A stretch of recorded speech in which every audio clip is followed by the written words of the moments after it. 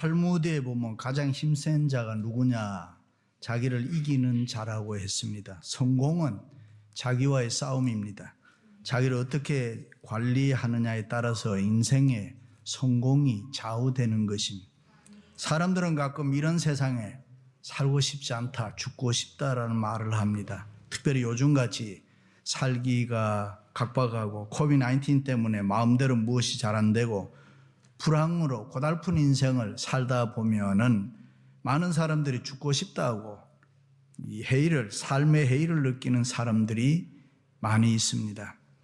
그런가 하면 환경을 이기지 못하고 스스로 목숨을 끊어버리는 경우도 있습니다. 그런데 한 발 물러서서 생각하면은 이 죽음이라는 것이 인생의 모든 문제로부터 도피할 수 있다는 길이라는 생각만큼은 큰 착각인 것입니다. 현대인의 결정적인 약점이 무엇이냐? 여러분 뭐라고 생각합니까? 용기가 없다는 것입니다. 특별히 우리 이 세대를 보면 어느 정도 영어도 잘하고 지식도 있습니다. 기술도 있습니다. 열심히 또 일해서 돈도 잘 벌고 있습니다. 그런데 용기가 없습니다. 열정, 패션이 약합니다. 옛날에는 누구누구 때문에 어쩌고 저쩌고 원망을 다른 사람을 향해서 많이 했습니다만은 요즘은 자기 자신에 대해서 불신하고 자기의 존재에 해이를 느끼는 사람들이 많이 있습니다. 그러니까 어떻게 인생을 보람되고 멋있게 아름답게 살 수가 있겠습니까? 그래서 사람에게는 행복과 성공을 위해서는 누구나 다 용기가 필요합니다. 그렇다면 용기가 언제 어떻게 생겨납니까?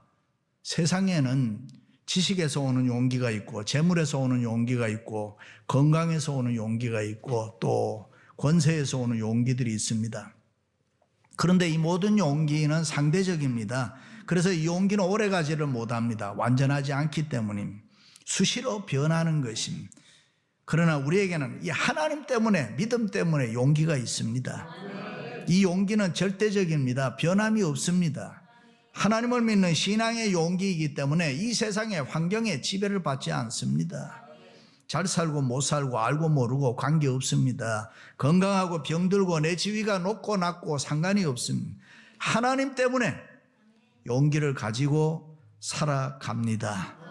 할렐루야. 초대교회 성도들은 많은 면에서 우리에게 본이 되고 샘플이 됩니다. 왜냐하면 역사적으로 볼 때 그 당시에는 신앙생활, 교회생활 한다는 것이 쉬운 일이 아니었습니다. 예수를 믿는다는 것은 때로는 목숨을 내걸고 믿어야 하기 때문에 형식적으로나 위선적으로 믿을 수가 없습니다. 그렇게 신앙생활하면 안 되는 것입니다. 용기가 필요했습니다. 그래서 그들은 무엇보다도 먼저 사도들의 가르침을 잘 받아서 올바른 신앙생활을 하나님 앞에 하도록 노력했습니다. 늘 깨어서 열심히 기도했습니다. 모이기를 힘썼습니다. 만날 때마다 서로 사랑의 교제를 나누었습니다. 그리고 만날 때마다 자신의 믿음이 올바른가 서로 고백하면서 신앙생활을 점검했습니다. 할렐루야. 그렇습니다. 예수 믿는 우리는 하나님 때문에 용기가 있어야 합니다. 세상 사람들이 어떻게 할 수 없는 힘 있는 자들입니다.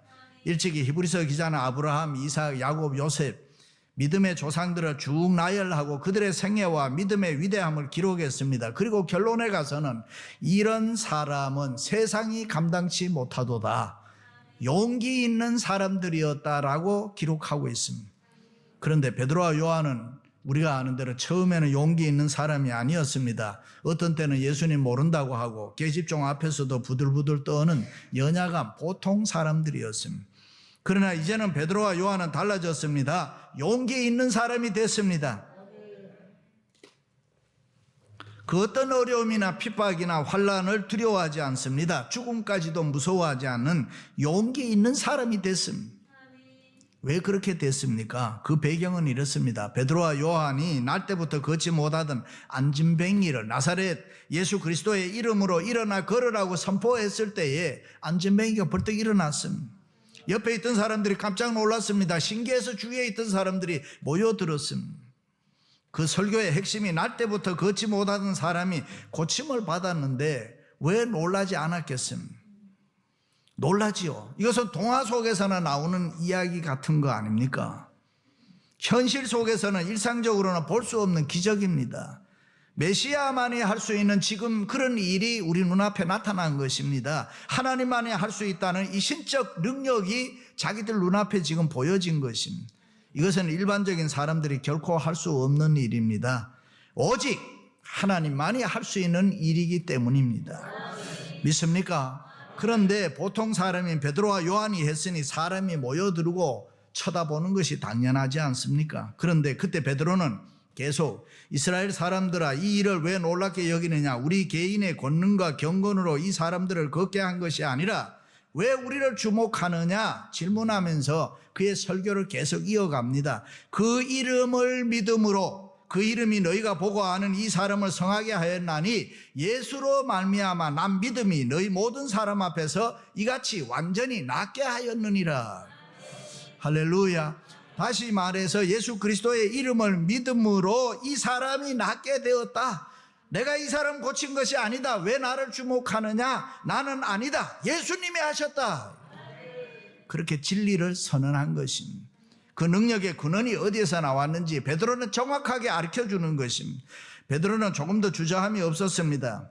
그렇습니다. 내가 한 게 아니고 우리가 한 게 아니고 하늘과 땅의 모든 권세와 능력과 지혜와 부와 모든 것이 예수님에게 속해 있다. 그러므로 사단은 이 세상에 아무것도 가진 게 없습니다. 세상은 절대로 우리가 필요한 걸 줄 수가 없습니다. 오직 예수 그리스도로부터 모든 게 나오는 것입니다. 이 세상을 살아갈 때 정말 필요한 것은 하나님으로부터 나오는 것입니다. 믿습니까? 그래서 베드로는 다른 이로서는 구원을 받을 수 없나니 천하 사람 중에 구원을 받을 만한 다른 이름을 우리에게 주신 일이 없음이라. 할렐루야. 이 메시지가 하나님이 오늘날 교회에게 주신 메시지인 것입니다. 다른 어느 조직이나 어떤 단체에 준 것이 아닙니다. 어느 사람에게도 이 메시지를 준 적이 없고 오직 하나님이 교회에만 주신 메시지. 믿으시면 아멘. 그럼 베드로와 요한의 용기는 어디에서 나온 어떤 용기입니까? 첫째는 그들의 용기는 믿음에 근거했습니다. 이 세상에 사는 많은 사람들, 특히 자본주의 미국에 살고 있는 우리들, 돈의 위력 때문에 돈을 좋아하고 돈을 의지하려고 합니다. 그러나 그 돈을 믿을 게 못 됩니다. 오늘은 내 주머니 있다가 내일은 당신 주머니로 돌고 도는 것이 돈이다. 그래서 돈 의지하면 안 됩니다. 낙심함. 요즘 유행하는 비트코인 때문에 망하는 사람도 많고 죽는 사람도 있고, 세상 권세, 명예도 박수 소리 끝나기 전에 수치당하고 부끄러움을 당하는 경우가 우리는 얼마나 많이 보는지 모릅니다. 그러면 사람은 믿을 만하냐? 아닙니다. 일찍이 시편 기자는 너희 인생을 의지하지 마라. 방백들도 의지하지 마라. 사람도 믿지 말라는 것입니다. 인생은 잠깐 보이다가 없어지는 안개, 연기와 같은 존재이기 때문에 근본적으로는 믿을 게 못 된다. 다만 우리가 하나님을 믿는 믿음이 있기에 그 믿음 안에서 결혼도 하고 가정생활도 하고 사업도 하고 너와 나와의 인간관계도 맺는 것입니다. 아멘. 그렇습니다. 베드로와 요한의 용기는 하나님을 믿는 절대적인 믿음에 근거했다. 상대적 믿음으로는 그와 같은 용기가 일어날 수가 없습니다. 그들의 믿음은 추상적인 이론이나 지식이 아니라 하나의 역사적 사건인 것입니다. 예수님의 십자가와 부활에 나타난 계시와 자기와의 관계를 맺고 믿음을 세웠습니다. 그래서 예수님의 죽으심과 고난에 동참하는 것을 즐거워했습니다. 베드로를 통해서 설교를 들은 많은 사람들은 이 믿음을 가짐으로, 예수 그리스도와의 관계, 믿음을 가짐으로 자유함을 얻었습니다. 기적을 체험한 사람들은 회개하고 구원받고 은혜를 많이 받았습니다. 그런데 아이러니하게도 베드로와 요한은 감옥에 갇혀 고통을 당하는 것입니다. 이것이 기독교의 역사인 것입니다. 초대교회 성도들은 예수를 왜 믿는가? 믿어도 그 이유를 분명하게 알고 믿었습니다. 다시 말해 그들은 자신들이 죄인이었는데 예수님께서 바로 자신들의 죄값을 치르기 위해서 십자가에서 죽으셨다는 것을 공공연하게 고백하면서 살았습니다.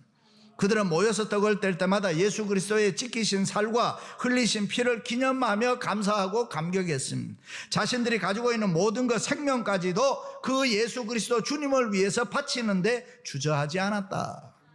할렐루야. 손양원 목사님이 외적 말기에 광주 지방법원의 공판 기록을 보면 담당 판사가 신사를 어떻게 보느냐라고 물었을 때에 손 목사님은 신사는 우상이라고 합니다. 우상이라고 봅니다. 당당하게 대답했습니다. 그뿐만 아니라 일본 천황도 예수 안 믿으면 지옥 갑니다. 이런 용기는 하나님만 의지하는 믿음에서 나오는 것입니다.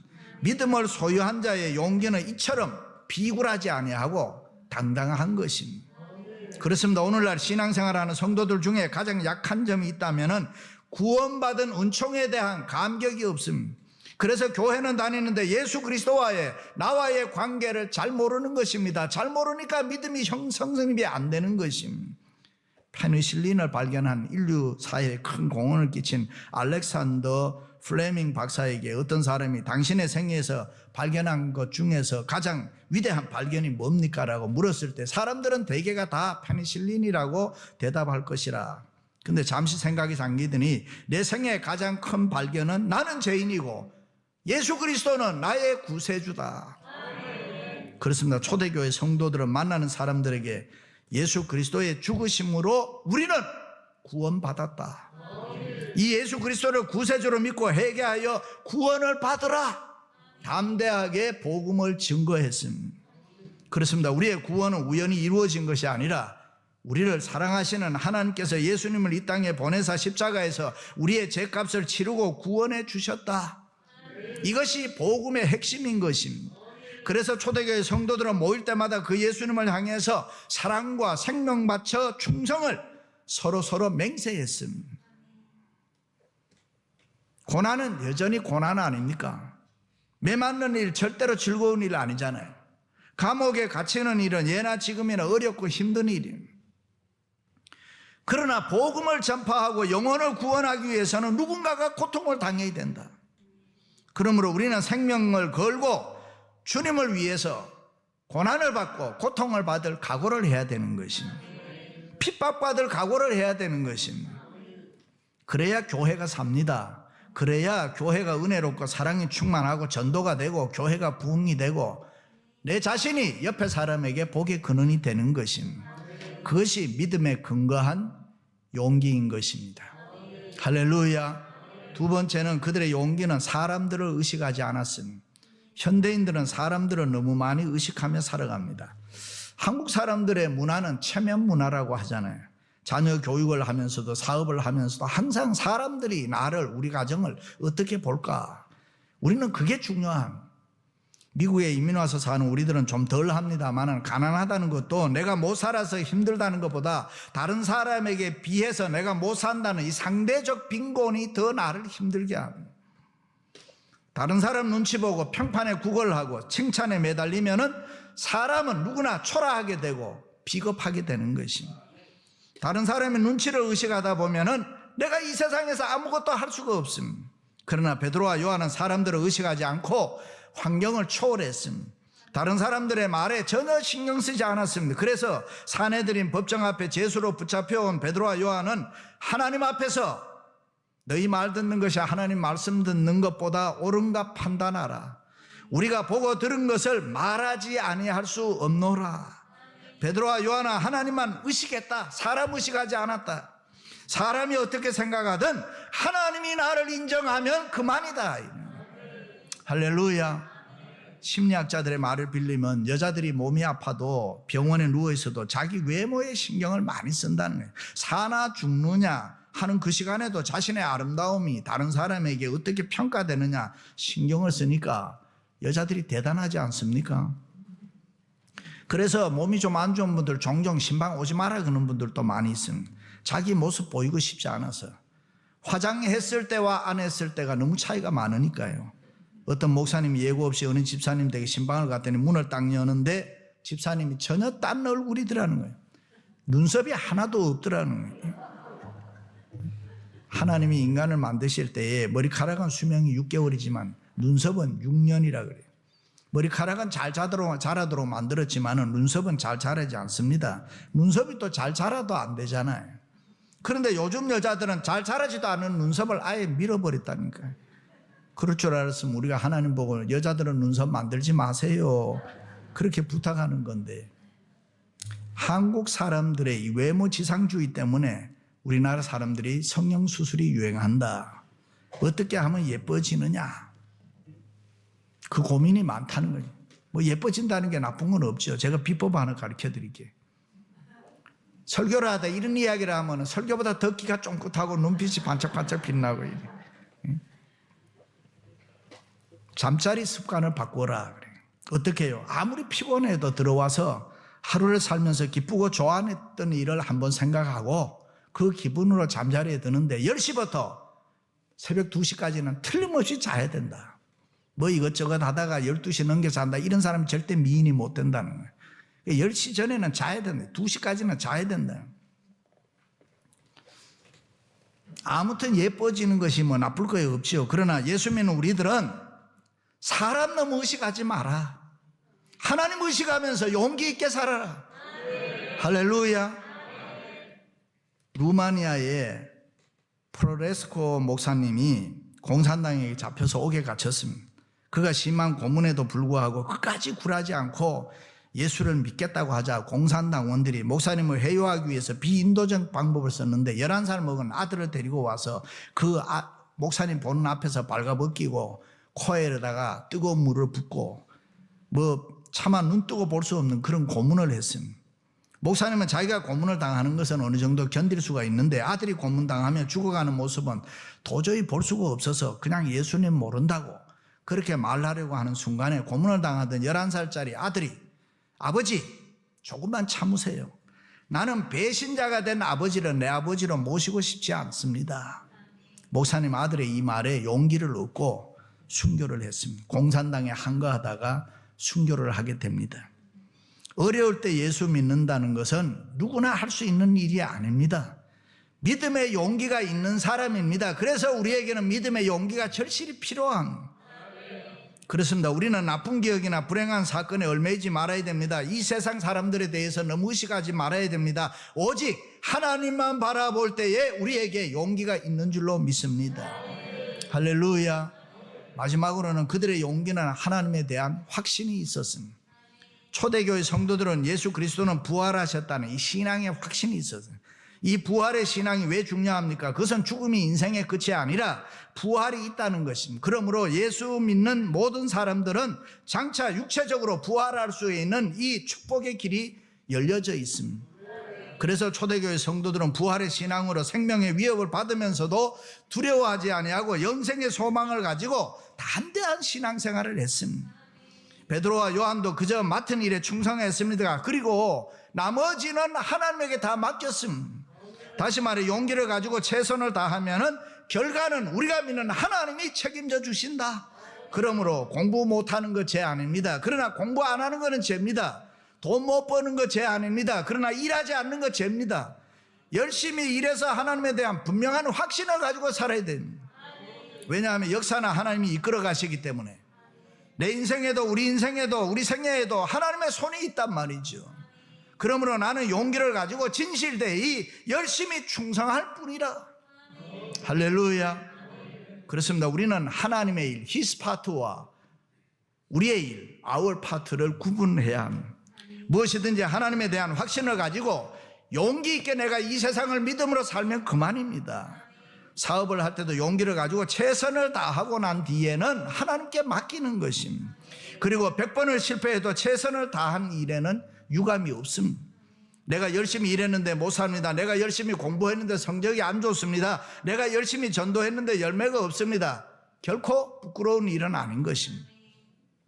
문제는 내가 하나님에 대한 확신 가지고 열심히 했느냐 하는 것입니다. 몇 년 전에 플로리다 포트마이어에 있는 에디슨 생가를 돌아볼 수가 있었습니다.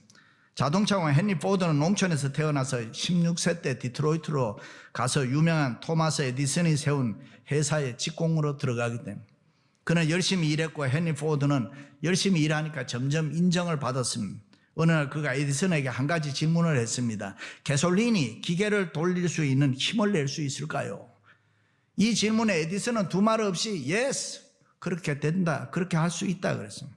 포드는 이 에디슨의 이 한마디에 할 수 있다는 확신으로 자동차 엔진을 만들기 시작하는데 10년이 지나도 못 만들었습니다.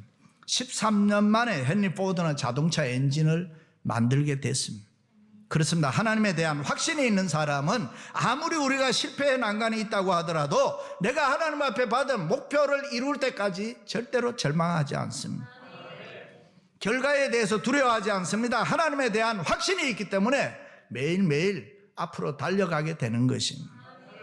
초대교회 저스틴이라는 성도가 로마 재판정에 끌려갔지만 그 어떤 위협에도 신앙을 굽히지 않았습니다. 로마 재판정이 물었습니다. 내가 정말로 천국에 올라가서 죽으면 상급 받을 줄로 아느냐? 상상하느냐? 그때에 저스틴은 나는 그렇게 상상하는 것이 아니라 그것을 확실히 알고 또 그렇게 믿고 살아갑니다. 할렐루야.